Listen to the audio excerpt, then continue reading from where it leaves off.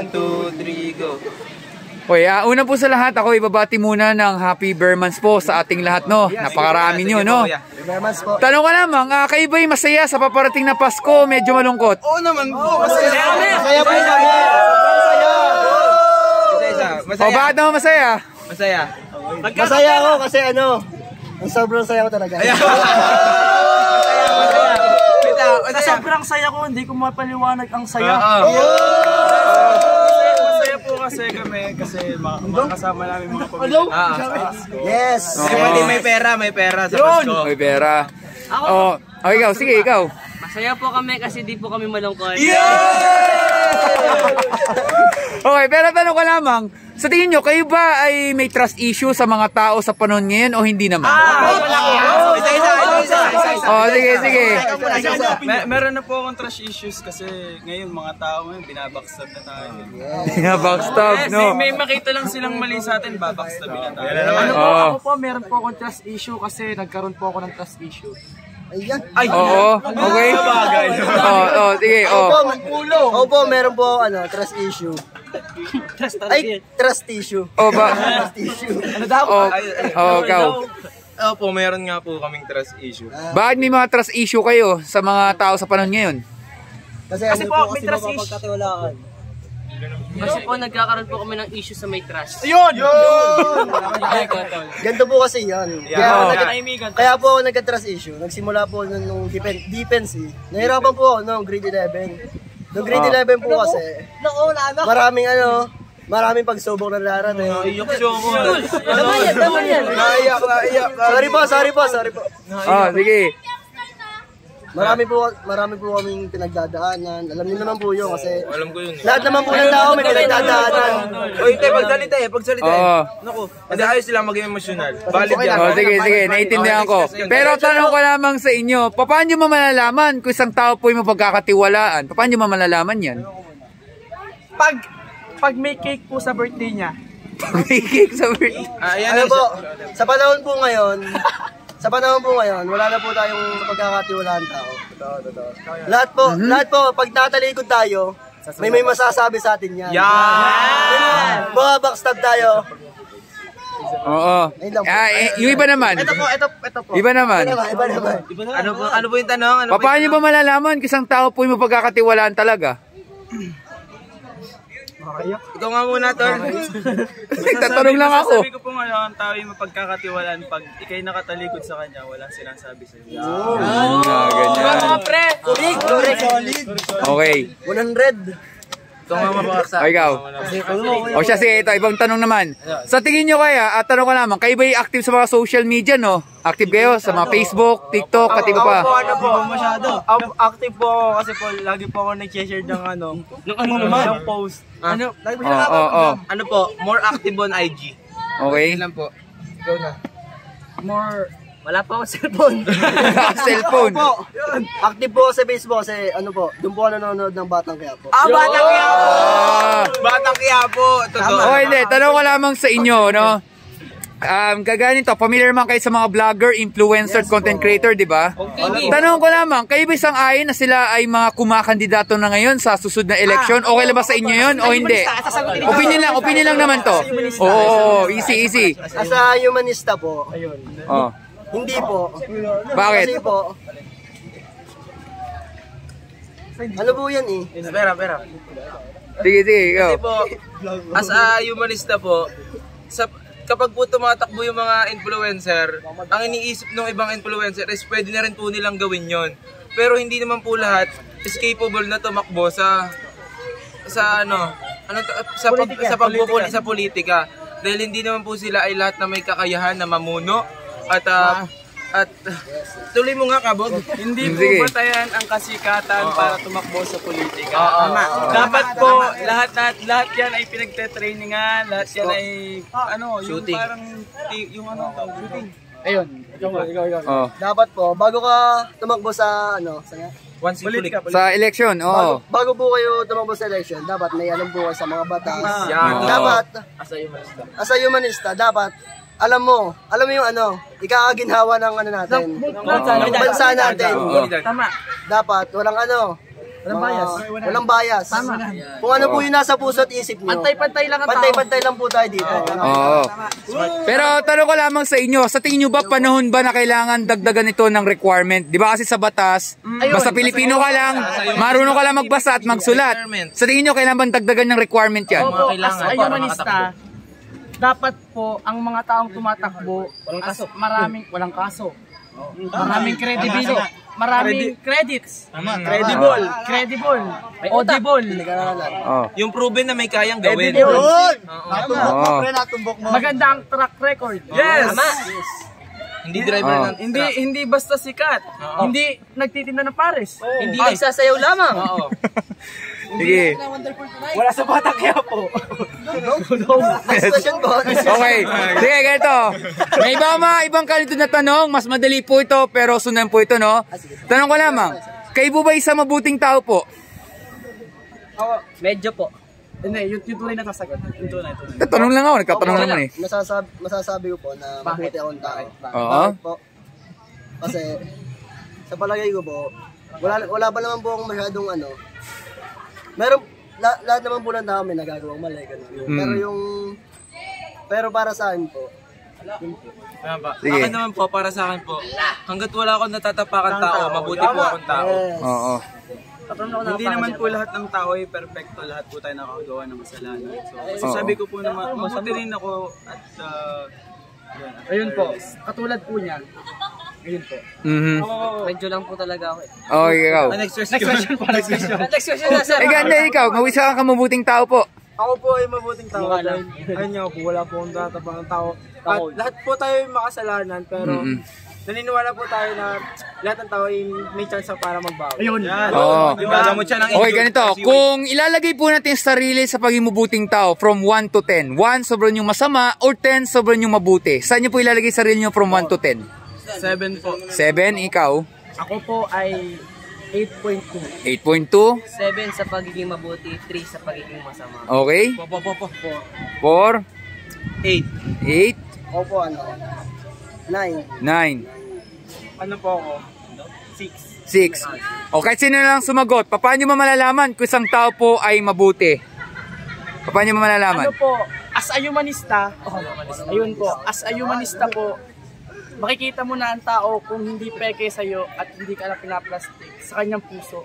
Yes. Mababasa mo na sa kanyang puso at sa kanyang mga mata na hindi totoo ang sabi niya. Tama ba? Tama. Mababasa mo yung kabutihan sa kanyang mga mata ngayon, bukas, at magpakailanman. Okay. Amen. Masasabi mo po mabuti ang isang tao pag wala po siyang nasasabi sa'yo, pag lagi po siya nandyan para sa'yo. I see. Ikaw?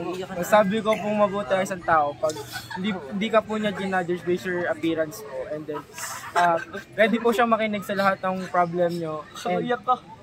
Ano nga pala? And Hindi po, andyan yung mga sinasabi niya is hindi Valid lahat ng nakakalabas sa emosyon. iba. So, pasensya na po. Valid Okay lang. Sorry kami. Okay. Tanong ko lamang sa inyo.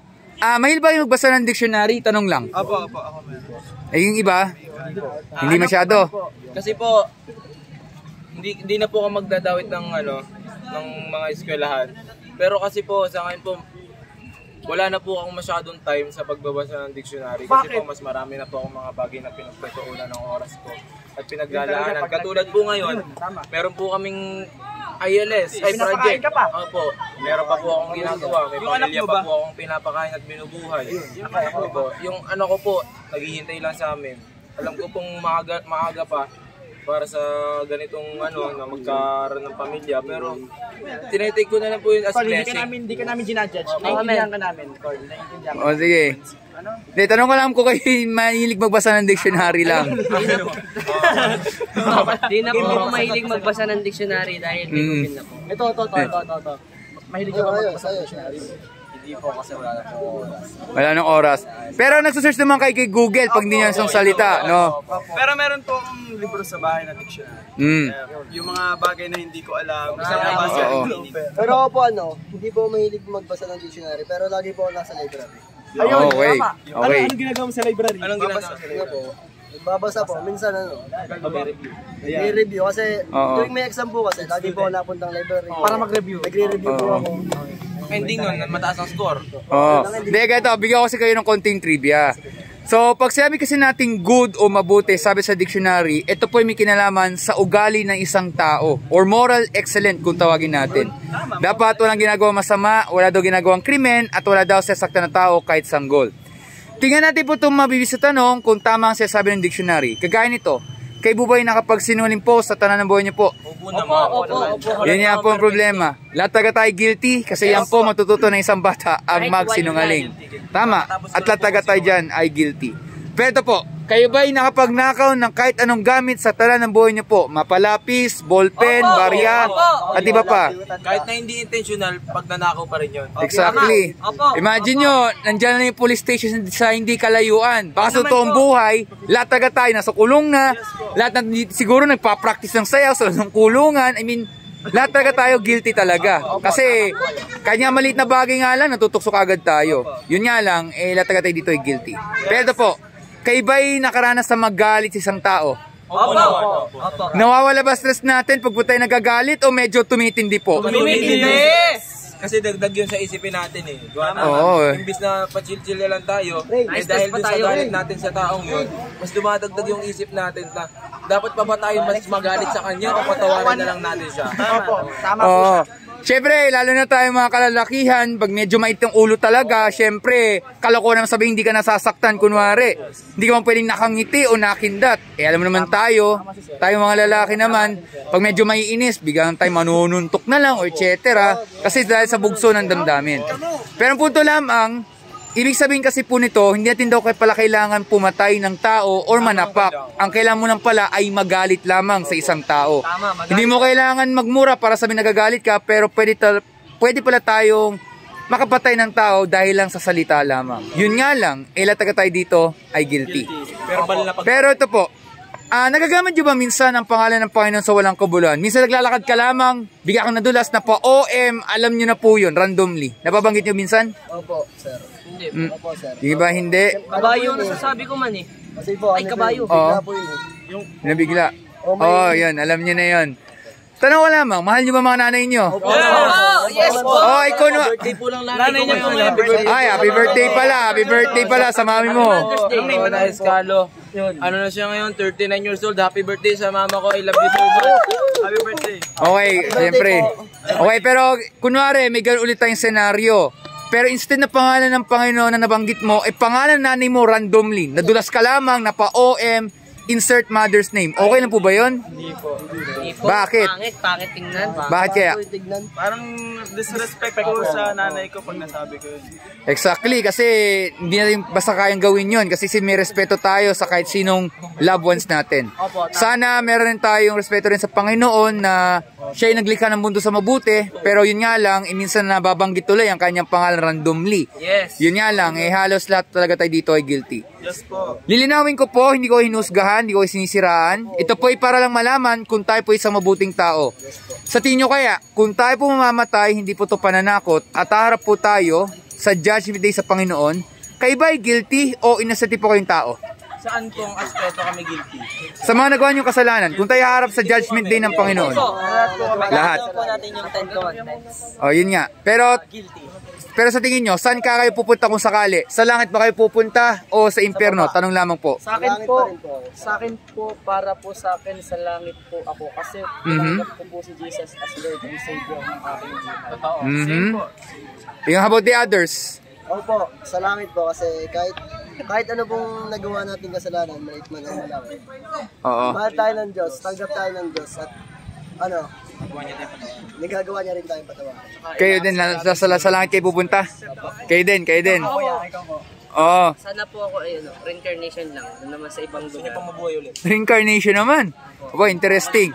Okay, ganito lamang. Bigyan ko kayo ng konting idea. Kunwari may isang kriminal, no? Sabihin natin siya, nagnakaw siya sa pera sa bangko.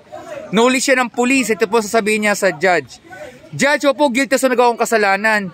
Pero feeling ko naman ata po, hindi man siguro sa kulong pupunta. Kasi papatawarin niyo ako, etc. Parang may sinasabi siya na ibang dahilan na para hindi siya mapunta sa kulungan. Pero sasabihin pa rin ng judge, kailan pa niya pagbayaran kailan pa rin siyang itapon sa kulungan kahit ano pa ang kanyang paliwanag kasi talagang meron siyang nagawang kasalanan. Tama po ba? Kailan niya pagbayaran? Opo. O ngayon, ito po kasi ang problema. Yung sinasabi ko si kanina ay parang may kahalintulad po sa sinasabi ng Bible na ang mga tao nagsinungaling, nagnakaw, nagtanim ng galit, at iba po mga nagawang kasalanan, magaan o mabigat, ay walang makarating sa langit, hindi makikita ang kariyan ng Diyos kung hindi itatapon po sa nagabagang apoy o impyerno. Simple lamang tanong ko lang, kayo ba'y nag-aalala na maaaring kayo po ay siyempre pupunta, pero hindi lang po kayo, buong mundo po ay siyempre pupunta dahil may nagawang kasalanan kahit isa? Opo, sa ngayon. Kasi po, sa tingin ko, marami po kasama. Pero sa tingin ko, mapatawad naman po tayo ng Diyos. Kaya, may karapatan po. Opo. Tama po. Araw-araw po, ay lahat po tayo ay guilty sa mga kasalanan na yun. Kaya, pero tama nga po yung sinabi nyo na lahat tayo ay walang karapatan na pumunta doon sa taas yun. Pero kaya nga dumating si Jesus Christ para pagbayaran yung mga kasalanan. So yun nga po, kasi kaya ako po nasabi yan dahil dapat po tayo mag-alala kasi po buhay ang pinag-uusapan natin. Maaaring meron lang kayong ginagawang ensayo dito, etc. Pero walang siguro masama kung magbigay po ako ng mabuting intensyon kasi po buhay po ang pinag-uusapan natin. At alam naman natin po na ang buhay natin ay hindi natin kontrolado. Tama po ba? Kayo ba yung natatakot sa kamatayan? Opo. Ikaw hindi ba? Hindi. Hindi po. Kasi po, parte na po ng buhay natin yan eh. Hindi naman po natin matitigil po. So sabihin, kunwari, hindi kita tinatakot. Kunwari, biglang mamaya, may mangyari kagad sa'yo. Okay lang sa'yo yun? Opo. Kasi po, ang may isip ko po din is malulungkot ako dahil sa mga magulang ko po at sa mga kapatid ko. Yun nga, kasi hindi natin talaga kakampi ang oras madalas na nangyayari. Minsan, hindi natin alam, biglang may mangyari talaga sa atin. Huwag naman sana sa gitna ng ating interview, bigla tayong bagsakan dito ng mga puno, hindi natin talaga alam. O huwag naman sana, bigla itong ating kinatatoy yun, bigla may tinatawag tayong sinkhole. Familiar kayo sa sinkhole, bigla tayong babagsak na lang pababa, no? Kasi hindi natin talaga alam ang mga nangyayari. Pero hindi ko itinatakot kasi talagang ito po ang kinaharap natin. Kaya dapat po talaga tayo mag-alala. At bagamat yan nga po ang justice ng Panginoon sa ating lahat na talaga dapat po tayo guilty, pero kagaya sinabi nyo po, pwede po magbago muna kapag narinig natin muna ang salita.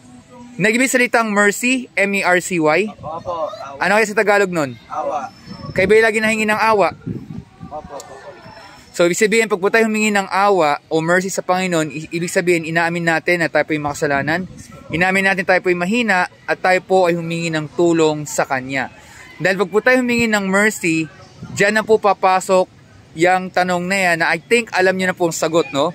Ano ba ang ginawa ng Panginoon upang hindi tayo itapon sa impyerno at tayo po ay makalis po sa Judgment Day? Ano bang ginawa ng Panginoon sa atin lahat? Kinag-crucified po siya, pinagbayaran niya po lahat ng kasalanan natin sa pagpapako po sa krus. Yun nga. So, yun nga. So, tayong lahat po ay makasalanan, di lang sa Pilipinas, pati sa buong mundo. Tama po ba? Opo. Pero ang ginawa po ng Panginoon Kristo, binuwisyo po yung kanyang buhay dahil gusto niyo po magmalasakit sa lahat-lahat. Hindi lang sa inyong tatlo, sa lahat-lahat. Yan yung dahilan kung bakit si Jesus ay hindi lang siya tao, siya rin Diyos. Na kung saan ang kanyang pong pagbabahagi ng katotohanan ay kapalit ay kanyang buhay. Yan yung dahilan kung bakit siya ipinako sa krus, namatay at siya'y nabuhay sa pangatlong araw. Bilang hudyat na natalpong kasamaan, natalpong kasalanan at meron pong buhay na walang hanggan. Kaya ba niniwala may pag-asa sa buhay? Opo. 100%? Opo. So yan yung dahilan kung maaaring alam na natin itong patungkol kay Jesus pero hindi ibig sabihin nun ay wala na kasi para po sa atin yan. Natandaan po natin, pwede tayo makaranas ng iba't ibang pagsubok, makaranas tayo ng iba't ibang pangyayari, pero ang kanyang pong salita ang hindi dapat mawala sa atin. Yan yung dahilan kung bakit ang kaligtasan po ay nasa biyaya ng Diyos at wala sa ating mabuting gawa. Pero may dalawang bagay para makamit yung kaligtasan. Ano kayang dalawang bagay na yun? Meron kayong idea? Ano po? Accept and believe. How about the others? May idea kayo? Wala. Actually, dalawang bagay po yan. Una po ay ang tinatawag na repentance. Narinig ng repentance. Yan po ay ang pagsisisi sa kasalanan. Parang sa sakit. Di ba gusto nyo laging gumaling? So, ganun yun. Kapag po tayo nagkasakit, gusto natin laging gumaling. Pag po tayo may nagawang kasalanan, talikuran man nagawang kamalian at babagoy ang ating puso at isipan. At ang isa po ay ang pananampalataya sa Panginoong Jesucristo lamang bilang Panginoong tagapagligtas. Pag nagawa natin yung dalawang bagay na yun, tsak, patatawaran tayo ng Panginoon, bibigyan tayong bagong puso at isipan, at higit sa lahat po, anuman ang pagsubok na pigaan natin, meron pong pag-asa. Hindi sa mundo nito, kundi sa Kanya lamang, at dahil doon meron pong buhay na walang hanggan. Bago po umalis, meron ba, sa tingin nyo ba, nagsasabi kaya ako ng totoo sa ating napag-usapan po? Opo. Pag-iisipan nyo po ba ang ating napag-usapan po? Kayo ba nagbabasa ng Bible araw-araw? Devotion, araw-araw yan. How about the others? Minsan. Ganito kasi lang yan. Di ba pag kayo nagugutom, anong gagawin nyo? Di ba araw-araw yan, di ba? Eh kasi pag natin inaraw-araw yan, talagang sakit ang aabutin natin, no? So pag tayo nagugutom, kakain tayo araw-araw. Kapag sa Bible, sana mabasa natin talaga araw-araw yan, ano mang mangyari at maisabuhay. Kasi yan po yung dahilan kung ba't tayo nandito sa mundo ay para makilala natin siya at siya malugod natin habang buhay. Ang bad news po, lahat po tayo guilty, lahat po tayo makasalanan, lahat po taga tayo ay sa impyerno pupunta. Yan kasi ang justice ng Panginoon sa ating lahat. Pero ang good news naman po, maraming po maliligtas. Hindi sa pagiging mabuting tao, kundi mabuti po ang Diyos. Kaya nga kapag isang tao po ay nagsisi sa kasalanan at nanampalataya sa Panginoong Jesucristo lamang, ay tsak, maliligtas po yung tao dahil yon sa biyaya ng Panginoon. At dahil doon, meron pong buhay na walang hanggan. So maraming salamat po. Meron ba yung katanungan po? Wala na po. So wala na yung katanungan. Ako ibabati ulit po ng advance Merry Christmas and advance Happy New Year. God bless po sa inyo at ingat po kayo. Thank you po. God bless po. Thank you po.